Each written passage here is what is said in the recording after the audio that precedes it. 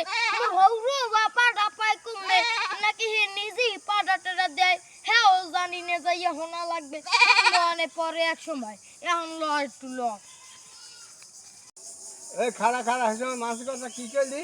কইছি যে এই ছাগলটা বলছে পুরো এলাকা ঘুরছি কোনো অনেক পাড়া নাই তো হের থেকে মানু ভালো না হ্যাঁ কিতে